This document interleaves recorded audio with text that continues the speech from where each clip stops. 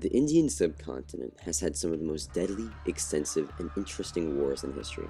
Many records of these wars are now lost to time, and many others are widely unknown. The legendary Sanskrit text, the Mahabharata, tells the story of many people in ancient India. There we can find a warrior clan called the Kalinga people, who settled in the historic region of the same name. The Kalinga kingdom was established around 1100 BCE and thrived as a wealthy society with peaceful and artistically skilled people. Because of its coastline and proximity to Southeast Asian trade, the feudal kingdom was able to develop a strong navy and several port cities. The Kalingan people were culturally tolerant, having a mix of forest culture and Brahmanism coexisting.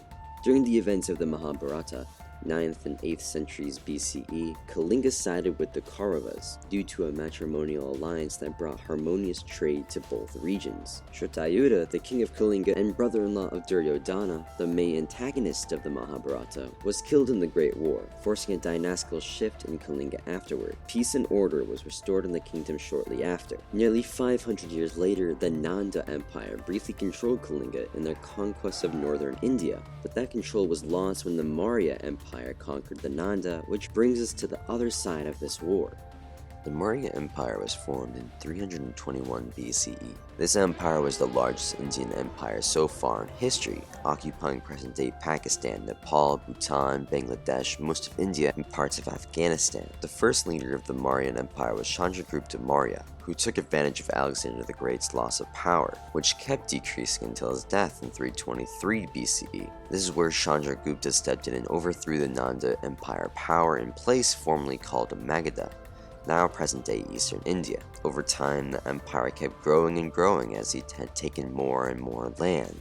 And some say he even tried annexing Kalinga way before the Kalinga War discussed here, but he had failed to do so. Eventually, Chandragupta's son, Bindusar, inherited the throne, and while he isn't relevant to the Kalinga War directly, he died suddenly, which led to his son Ashoka coming to the throne. But Ashoka's succession wasn't as clean as that. When Bindusar died, the question of which of his 3 children would get the throne arose. Now, this is where we have a variety of stories because of how long ago this story was. According to the Mahavamsa, Bindusar had 101 sons. When he died, Ashoka came to the capital city of Pataliputra and killed 99 of his brothers for the throne.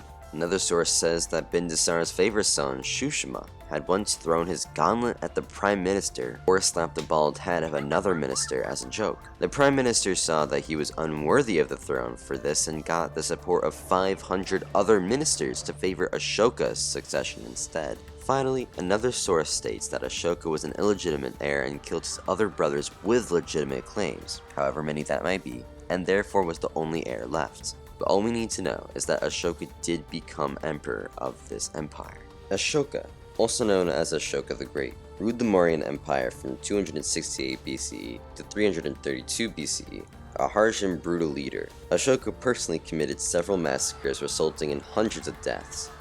A prison was even built called Ashoka's Hell, which was built to hide his violent and bloodthirsty nature. Ashoka personally led many military conquests and held expansionist policies. On the Kalingan side, Raja Ananta Padmanabha was the republic's leader. We don't know much about him, and some even speculate if he was actually Kalinga's ruler during the war, but we do know that the Kalingan army was very powerful, having 150,000 infantry, 10,000 cavalry, and 700 war elephants. As all wars ask, why did the Kalinga War have to happen? Arguably, Kalinga was a strategic threat to the Mauryans. Disputes over trade routes and territory between the two sides were very ordinary. Ashoka saw the kingdom as threatening to his expansionist plans, and Kalinga could interrupt communications between the Mauryan capital, Pataliputra, and possessions in the central Indian peninsula. Kalinga also controlled the coastline for trade in the Bay of Bengal, which limited the Mauryans' trade with Southeast Asia. Ashoka felt entitled to finish his grandfather's job and conquer the region. Some sources say that Ashoka sent a letter to Padmanabha requesting them to surrender to the Mauryans, but he refused. So Ashoka sent an army of 600,000 infantry, 30,000 cavalry, and 9,000 war elephants, about 3 times or more Kalinga's power. Dali Hill was the presumed battleground in the war. Every person in Kalinga fought for their sovereignty. Some reports even state that the Kalingans were extremely close to fighting off the Mauryans. The battle ended in estimated 100,000 lives, and another 150,000 people were displaced since Kalinga wasn't habitable anymore, and those 100,000 dead were just Kalingans. The number of Mauryans killed is unknown, though some report that it was around 70,000 to 100,000.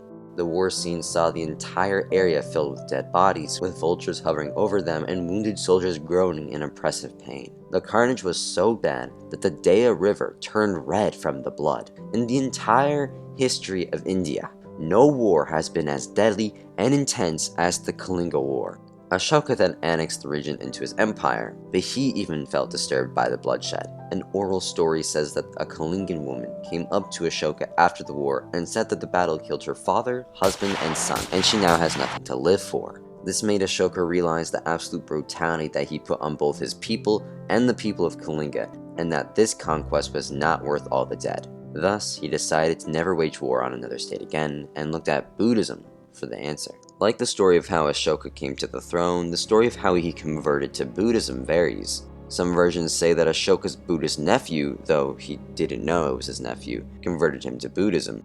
Others say that a 7-year-old child approached Ashoka and converted him. Further versions say that a Buddhist prisoner saved himself from Ashoka's hell and impressed Ashoka so much that he was converted. It's very important to point out, though, that Ashoka may have been Buddhist before he waged war on Kalinga. Some scholars believe that he converted in his 4th year of reign, and he waged war on Kalinga 4 years later in his 8th year. Regardless of how he got there, Ashoka became an entirely different ruler after his conversion, establishing a network of roads, promoting trade and commerce, and creating a centralized bureaucracy. He also introduced policies to promote religious tolerance and to protect the welfare of his subjects, including the creation of hospitals and the abolition of the death penalty. Rather than being known as Ashoka the Fierce, he was now known as Ashoka the Righteous and Ashoka the Great. He sent out Buddhist missionaries to spread the teachings of Buddha in his empire and elsewhere in Asia. His conversion and subsequent reign as a pacifist emperor has had lasting impacts on the history and culture of India. On the Kalinga side, many of those 150,000 displaced people became prisoners of war and were forced to clear wastelands for future settlement for the empire. The Kalingan capital of Tosali became the capital of the province in the Mauryan Empire, and the remaining people living in the former kingdom saw attempts by Ashoka to reconcile his atrocities. Ashoka aimed for a benevolent administration and worked hard to make the province a stable region of his empire. Buddhism became the state religion in Kalinga and the rest of the empire thereafter. The foreign control didn't last in Kalinga, with it breaking away from the Mauryan Empire about 40 years later. The Kalinga War was the most bloody and consequential in India's history. Not for the battle itself, but for what happened after. Buddhist ideas over India flourished for centuries in India after Ashoka. The spread of Buddhism from Ashoka influenced what is now Sri Lanka, Myanmar, Greece, and the Himalayan region. Ashoka's legacy is visible throughout India today, with numerous monuments and edicts bearing his inscriptions. But the tens of thousands of lives that were lost to make this possible, was it really worth it?